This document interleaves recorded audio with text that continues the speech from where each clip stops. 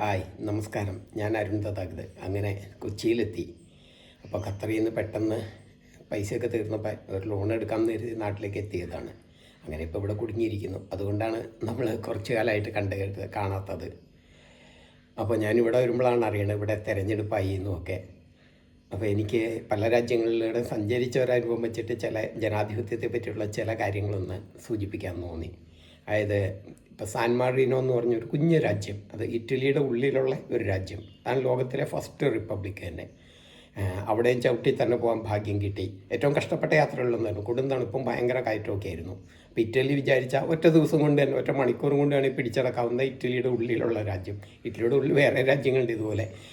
അപ്പോൾ അതാണ് ലോകത്തിലെ first republic. Republic means where there is an elected head, അതായത് അതിൻ്റെ ചീഫിനെ തിരഞ്ഞെടുക്കുന്ന ഇടമാണ് റിപ്പബ്ലിക് എന്ന് പറയുന്നത്.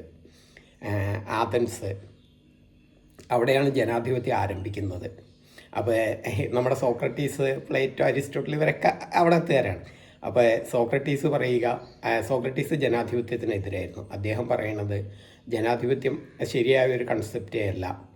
കാരണം നിങ്ങൾക്കൊരു അസുഖം വന്നിട്ടുണ്ടെങ്കിൽ നിങ്ങൾ ജനങ്ങളുടെ തീരുമാനം പൊതുവിലുള്ളതിൻ്റെ ഇത് നോക്കിയിട്ടാണ് തീരുമാനം എടുക്കുന്നത്, അതോ അതിൻ്റെ എക്സ്പെർട്ടായിട്ടുള്ള അതിൻ്റെ ട്രെയിൻഡ് ആയിട്ടുള്ള ആളുകളുടെ അടുത്തേക്കാണോ പോകണത് എന്നുള്ളതാണ് അദ്ദേഹത്തിൻ്റെ പോയിൻറ്റ്. അപ്പോട്ടെ, ഈ ജനാധിപത്യം നമ്മളുടെ ഇവിടെ വരുമ്പോൾ തിരഞ്ഞെടുപ്പ് വരുമ്പോൾ എനിക്കിത് ഓർമ്മ വരുന്നത്, സത്യത്തിൽ നമ്മളിവിടെ തിരഞ്ഞെടുക്കുന്നത് ജനപ്രതിനിധികളെ, നമ്മളുടെ പ്രതിനിധികളെ എന്ന് പറയുമ്പോഴും സത്യത്തിൽ പാർട്ടികളെയാണ് തിരഞ്ഞെടുക്കുന്നത്.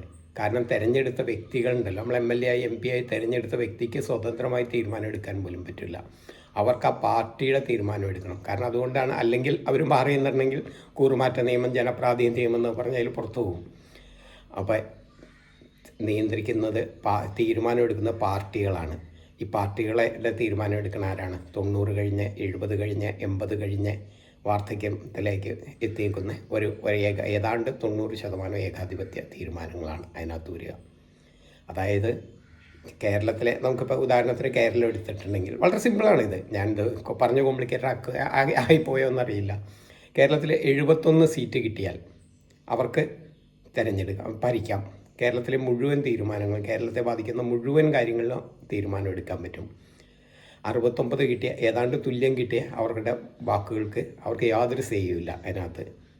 ഇനി ഈ 71 പേരും അല്ലല്ലോ തീരുമാനിക്കണേ, നേരത്തെ പറഞ്ഞ ആ ഒരു പാർട്ടിയുടെ ആ ഒരു തലവൻ്റെ തീരുമാനമാണ് വരിക ഈ സ്ഥാനത്ത്. അതായത് അവിടെ ഇനി നമ്മൾ തിരഞ്ഞെടുത്ത് കഴിഞ്ഞാൽ പിന്നെ നമുക്ക് ഒരു ഇതുമില്ല. നമ്മളെന്ന് പറയുന്ന ആൾക്ക് ആ വോട്ട് ചെയ്യുന്നതിനപ്പുറത്ത് ഇതിനകത്ത് യാതൊരു ബന്ധവുമില്ല സത്യത്തിൽ തീരുമാനങ്ങൾക്കകത്ത്. വെറുതെ ഇരുന്ന് നമ്മൾ ഫേസ്ബുക്കിലും അവിടെ ഇൻസ്റ്റയിലും ഒക്കെ തള്ളിമറിക്കും ഒക്കെ ഉണ്ട്.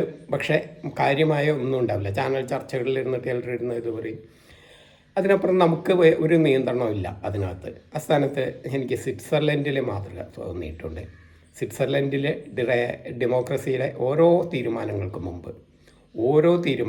മുമ്പ് അത് ഹിതപരിശോധനയ്ക്ക്, റെഫറണ്ടത്തിനിടണം. അതായത് ഓരോ തീരുമാനവും യെസ് ഓർ നോ എന്ന് റെഫറൻഡം ഇട്ടിട്ട് തീരുമാനം എടുക്കുക. ഇപ്പോൾ ഉദാഹരണത്തിന് ഞാൻ പെട്ടെന്ന് പറയാം, കഴിഞ്ഞ മാർച്ച് 8 അത് ലോക വനിതാ ദിനമാണ്. എനിക്ക് തോന്നുകയാണ് ഇത് പല ലോകരാജ്യങ്ങളിലും പല രാജ്യങ്ങളിലും ഇത് വനിതകൾക്ക് ദിനം അവധിയാണ്. ഇവിടെ കണ്ട ഈർക്കിലി പാർട്ടികൾക്ക്, ഈർക്കിലി ജാതി സംഘടനകൾക്ക് വരെ അവധി കൊടുക്കുമ്പോൾ എന്തുകൊണ്ട് മാർച്ച് 8 വനിതകൾക്ക് അവധി കൊടുത്തുകൂടാ? ഇതിലൂടെ വരുന്ന ഒരു വലിയ സന്ദേശമുണ്ട്. വനിതകളുടെ അവർക്കൊരു ആത്മാഭിമാനം കിട്ടും. അവർക്ക് മാത്രമായിട്ടെങ്കിലും അവധി കൊടുക്കണം. സർക്കാരിന് ബാധ്യമല്ലേ എന്നുള്ള ചോദ്യമൊക്കെ ഉണ്ട്, വെറുതെ അവധികൾ കൂടുന്നുള്ളൂ. പക്ഷേ അതിലൂടെ കൊടുക്കുന്ന ഒരു സന്ദേശമുണ്ട്. അപ്പോൾ ഈ മാർച്ച് 8 അവധിയാക്കണമെന്ന് എനിക്ക് തോന്നിയുണ്ടോ? ഇവിടുത്തെ മുഴുവൻ വനിതകൾക്ക് തോന്നിയുണ്ടോ? ഒരു കാര്യമില്ല. കാരണം അത് ആ ഒരു പാർട്ടിയുടെ നേതാവിന് തോന്നുന്നു. അപ്പോൾ അതേസമയം ഞാൻ സ്വിറ്റ്സർലൻഡിലാണെങ്കിൽ ഞാൻ ഈ നിർദ്ദേശമായിട്ട് 10,000 പേർ മേടിച്ചാൽ 10,000 പേർ ഒപ്പ് കിട്ടുക എന്ന് പറഞ്ഞാൽ നിസ്സാരമാണ് ഇന്നത്തെ കാലത്ത് ഓൺലൈൻ സോഷ്യൽ മീഡിയ കാലഘട്ടത്തിൽ. അപ്പോൾ 10,000 പേർ ഒപ്പിട്ട് കഴിഞ്ഞാൽ ഇത് അടുത്ത റെഫറണ്ടത്തിനിടണം. ഈ റെഫറണ്ടത്തിൽ ഹിതപരിശോധനയിൽ ഭൂരിപക്ഷം കിട്ടുകയാണെങ്കിൽ, നിശ്ചയ ശതമാനം വോട്ട് കിട്ടുകയാണെങ്കിൽ അത് പുതിയ നിയമമായിട്ട് വരും. അങ്ങനെ ഓരോ തീരുമാനങ്ങളിലും അപ്പോൾ ജനങ്ങൾക്ക് ഇടപെടാൻ പറ്റും. അതല്ലേ യഥാർത്ഥ ജനാധിപത്യം എന്ന് പറയുന്നത്. ഇനി സ്വിറ്റ്സർലൻഡ് നമുക്കിവിടെ തിരഞ്ഞെടുത്ത് വിട്ടു, എത്ര മോശം ആളാണെങ്കിലും 5 കൊല്ലത്തേക്ക് നമുക്ക് ഒന്നും ചെയ്യാൻ പറ്റില്ല. അവരെ സഹിച്ചേ പറ്റുള്ളൂ. ആ സ്ഥാനത്ത് റൈറ്റ് ടു റീകോള്, അവർ ചെയ്ത ഇതില്ലെങ്കിൽ ഇതുപോലെ തന്നെ നിശ്ചിത വോട്ട് ഇത് വെച്ചിട്ട് നമ്മൾ വീണ്ടും അയാളെ മോശമാണെന്ന് പറഞ്ഞുകൊണ്ട് അല്ലെ അയാളുടെ പ്രവർത്തനത്തിൽ ഞങ്ങൾ തൃപ്തരല്ല, അതുകൊണ്ട് ഇയാളെ നീക്കം ചെയ്യണമെന്ന് പറഞ്ഞ് വീണ്ടും 10,000 പേര് ഒപ്പ് ഇട്ടിട്ടുണ്ടെങ്കിൽ വീണ്ടും അയാൾക്ക് തിരഞ്ഞെടുപ്പിൽ മത്സരിക്കേണ്ടി വരും. ചില രാജ്യങ്ങളിൽ അടുത്ത തിരഞ്ഞെടുപ്പിൽ മത്സരിക്കുമ്പോൾ നിശ്ചിത ശതമാനം വോട്ട് കിട്ടിയില്ലെങ്കിൽ ഈ കക്ഷി അന്ന് വരെ മേടിച്ച മുഴുവൻ തുകയും തിരിച്ചടയ്ക്കണം. സ്കാൻഡിനേവിയയിലൊക്കെ കുറേ കൂടി രസകരമാണ്. സ്കാൻഡിനേവിയയിൽ സ്വീഡനിലെ ഒരു MP മദ്യപിച്ച് കഴിഞ്ഞപ്പോൾ ഒരു ബിയറിൻ്റെ ബില്ല് കൊടുക്കാൻ വിട്ടുപോയി. അയാൾക്ക് രാജിവെച്ച് പോകേണ്ടി വന്നു. Because integrity. അയാൾ വിട്ടുപോയതാണെന്നാണ് പറയണത്.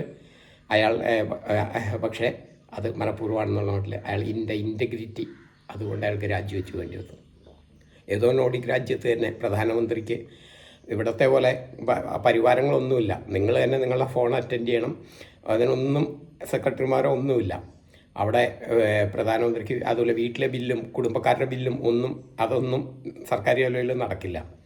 അവിടെ ഏതോ രാജ്യത്തെ നോർഡിക് രാജ്യത്തെ പ്രധാനമന്ത്രിക്ക് വീട്ടിലെ ബ്രേക്ക്ഫാസ്റ്റിൻ്റെ ബില്ല് അറിയാതെ എക്സ്പെൻസിൻ്റെ കൂട്ടത്തിൽ വന്നു. നിസ്സാരം, വളരെ നിസ്സാരമായിട്ടുള്ള 4,000 രൂപ. അവിടുത്തെ ഒരു നേരത്തെ ഭക്ഷണത്തിന് അത്രയും വരും, അതിൻ്റെ അടുത്തൊക്കെ എത്തും. അപ്പോൾ ആ തുക വന്നതിന് ഇയാൾ കൊടുത്ത ബില്ലിനകത്ത് വന്നുപോയി. രാജിവെക്കേണ്ടി വന്നു. Because integrity. അപ്പോൾ ഇൻറ്റഗ്രിറ്റി ഉള്ളവരാണോ നമ്മുടെ സ്ഥാനാർത്ഥികൾ എന്നൊക്കെ നിങ്ങൾ തീരുമാനിക്കുക. എനിക്കൊരിക്കലും രാഷ്ട്രീയക്കാർ മോശമാണെന്നോ രാഷ്ട്രീയം ഇത് മോശമാണെന്നോ ഒന്നുമില്ല. ഞാൻ ഇവിടെ വന്നതിന് ശേഷം 1-2 പേരുടെ ബ്രോഷർ അവരുടെ ഇത് കാണുകയാണ്. അപ്പോൾ അവിടെ ആ പാലം പണിതു, ഇവിടെ ഈ റോഡ് ടാർ ചെയ്തു, ഇവിടെ ഹൈമാസ്റ്റ് ലൈറ്റ് ഇട്ടു. അപ്പോൾ ഞാൻ ആലോചിക്കാം, ഇവർ PWD എഞ്ചിനീയർ സ്ഥാനത്തേക്കാണോ മത്സരിക്കുന്നത്? നമ്മൾ തിരഞ്ഞെടുക്കാൻ പോകുന്നത് ജനപ്രതിനിധികളെയാണ്, നിയമനിർമ്മാണ സഭയിലെ അംഗങ്ങളെയാണ്. സമൂഹത്തെ പഠിച്ച് സമൂഹത്തെ നിരീക്ഷിച്ച് സമൂഹത്തെ മുന്നോട്ടേക്ക് നയിക്കുന്ന പുതിയ നിയമങ്ങൾ കൊണ്ടുവരിക, പഴയ കാലഹരണപ്പെട്ട നിയമങ്ങൾ മാറ്റുക എന്നുള്ളതാണ്. അല്ലാതെ ജാതിയുടെയും മതത്തിൻ്റെയും നമ്മളെപ്പറ്റി മൊത്തത്തിൽ തന്നെ ഇന്ത്യൻസ് കാസ്റ്റ് ദെയർ വോട്ടല്ല, ഇന്ത്യൻസ് വോട്ട് ദെയർ കാസ്റ്റ് എന്നാണ് പറയുക. നമ്മുടെ ജാതിക്കും മതത്തിനും നോക്കിയിട്ടാണ് വോട്ട് ചെയ്യുക, പാർട്ടി നോക്കിയിട്ടാണ് വോട്ട് ചെയ്യുക. അതൊക്കെ മാറേണ്ടതുണ്ട്. ഞാൻ പറഞ്ഞല്ലോ, രാഷ്ട്രീയക്കാരെ പറ്റി എനിക്ക് മോശമാണെന്നുള്ള ഒരു അഭിപ്രായമില്ല. ഞാൻ കണ്ടിട്ടുള്ള ഒരുപാട് രാഷ്ട്രീയക്കാരെ എനിക്ക് നല്ല പരിചയമുണ്ട്. പലരും വളരെ ആത്മാർത്ഥമായി ഇത് മാറ്റണമെന്ന് വിചാരിക്കുന്നവരാണ്. പലപ്പോഴും ഈ സിസ്റ്റത്തിൻ്റെ പ്രശ്നം കൊണ്ടാണ് മാറാത്തത്. സിസ്റ്റം മാറ്റേണ്ടതുണ്ട്. ഈ PWD ഇതല്ല വേണ്ട. PWD എഞ്ചിനീയർമാരാണ് ഇപ്പം നമ്മൾ 10,000 ആൾക്കാരെ കൂടിക്കണക്കിന് രൂപ എടുത്ത് നിർത്തിയേക്കണേ. അവരാണ് ഇതൊക്കെ ചെയ്യേണ്ടത്. അതൊന്നും MLAയുടെയും MPയുടെയും പണിയല്ല. അത് നടപ്പിലാക്കുക എന്നുള്ളതാണ്. അത് തന്നെ എനിക്ക് മനസ്സിലാവാത്ത ഒരു കാര്യം. ഞാൻ പണിയുമ്പോൾ 1 ലക്ഷം രൂപ വരുന്നതിന് PWD ചെയ്യുമ്പോൾ എങ്ങനെയാണ്? അപ്പോൾ അവർ ചെയ്യുമ്പോൾ കുറേ കുറയുകയാണ് ചെയ്യേണ്ടത്. പക്ഷേ അതെങ്ങനെയാണ് 1 കോടി ആവുക എന്നുള്ളതൊന്നും എനിക്ക് മനസ്സിലാവണില്ല. അത് ഈ MLAമാർക്കും MPമാർക്കും അടക്കമുള്ള അത്ഭുതമാണ്. നമ്മൾ അവരെയാണ് കുറ്റപ്പെടുത്താൻ പോവുക. ഇതിന് MLA ഫണ്ടിൽ നിന്ന് ഈ കെട്ടിടം പണിതതിന് 25 ലക്ഷം എന്ന് പറയുമ്പോൾ MLA അല്ല പണിത്. അത് അവരുടെ എസ്റ്റിമേറ്റും അവരുടെ കോൺട്രാക്റ്റ് അഴിമതി എല്ലാത്തിൻ്റെയും ഭാഗമാണ്. അതിലൊന്നും MLAക്കൊന്നും ഒരു പങ്കുമില്ല സത്യത്തിൽ. ഇനി അടുത്തത്, നമുക്കിപ്പോൾ അമേരിക്കൻ പ്രസിഡൻറ്റ് പോലും പണി കഴിഞ്ഞിട്ട് ഗോൾഫ് കളിക്കാൻ പോകും. നമ്മളുടെ ഇവർക്കോ ഒരു പഞ്ചായത്ത് മെമ്പർക്കുടെ അത്രയും കഷ്ടപ്പാടുള്ള ഒരു ജോലി സത്യത്തിൽ നമ്മളുടെ വേറെ ഇല്ല. അതിരാവിലെ തുടങ്ങും, ഇത്രമാത്രം കഷ്ടപ്പാട്. കാരണം നമ്മളുടെ ഈ സിസ്റ്റം അങ്ങനെയാണ്. ഓരോ ചെറിയ കാര്യങ്ങൾക്കും MLA MPയുമായിട്ട് ബന്ധപ്പെട്ടാണ് ഇരിക്കുന്നത്. ക്യാബിനറ്റിൽ വരുന്ന നോട്ടുകൾ കണ്ടാൽ പോലും വളരെ നിസ്സാരമായിട്ട് വില്ലേജ് ഓഫീസിൽ തീർക്കേണ്ട കാര്യങ്ങൾ പോലും നമ്മളുടെ സിസ്റ്റത്തിൻ്റെ ഇതുകൊണ്ട് മന്ത്രിസഭയുടെ അംഗീകാരം വേണം. അപ്പോൾ എത്ര വട്ടം കറങ്ങി, എത്ര ഇടത്ത് ഫയൽ പോയി, അവിടെ നിന്ന് തട്ടി ഇവിടെ നിന്ന് തട്ടി. അപ്പോൾ ഇതുകൊണ്ടൊക്കെയാണ് അവരും നിസ്സഹായരായി പോകുന്നത്. അപ്പോൾ ജനാധിപത്യം, ജനങ്ങളുടെ തിരഞ്ഞെടുക്കാനുള്ള അവകാശം ജനങ്ങളുടെ ഓരോ തീരുമാനത്തിലും ആകണമെങ്കിൽ നമുക്ക് സ്വിറ്റ്സർലൻഡ് മോഡലുകളെയൊക്കെ വരേണ്ടി വരും. അപ്പം ഞാനിത് പറയുന്ന ആരെയും വിമർശിക്കാനൊന്നുമല്ല. ഇന്ത്യൻ ഭരണഘടന അനുസരിച്ച് തന്നെ ഇത്തരം കാര്യങ്ങളെ, നമ്മളുടെ ആശയങ്ങളെ പ്രചരിപ്പിക്കാനുള്ള അവകാശവും നമുക്കുണ്ട്. ജനാധിപത്യപരമായി ഇതോടുകൂടിയിട്ട് എന്താ പറയുക, അക്രമ സ്വഭാവമില്ലാതെ നമ്മളുടെ ആശയങ്ങൾ പ്രചരിപ്പിക്കാനുള്ള, അക്രമത്തിന് ആഹ്വാനം ചെയ്യാത്ത എന്ത് കാര്യവും പ്രചരിപ്പിക്കാനുള്ള അവകാശവും നമുക്കുണ്ട്. അപ്പോൾ അതുകൊണ്ടുകൂടിയാണ് ഞാൻ ഇത്തരം കാര്യങ്ങൾ കൂടി നിങ്ങളുടെ മുന്നിലേക്ക് വെച്ച്. അപ്പോൾ സ്വിറ്റ്സർലൻഡ് ഡെമോക്രസിയൊക്കെ നമ്മളുടെ ഇങ്ങനെയൊക്കെയാണ് ലോകത്തെ ഡെമോക്രസി എന്നുകൂടി അറിയിക്കാൻ വേണ്ടിയിട്ട് പറഞ്ഞു എന്ന് മാത്രം. അപ്പോൾ സന്തോഷം, സ്നേഹം. തിരഞ്ഞെടുപ്പ് മത്സരിക്കുന്ന എല്ലാവർക്കും എല്ലാ ആശംസകളും.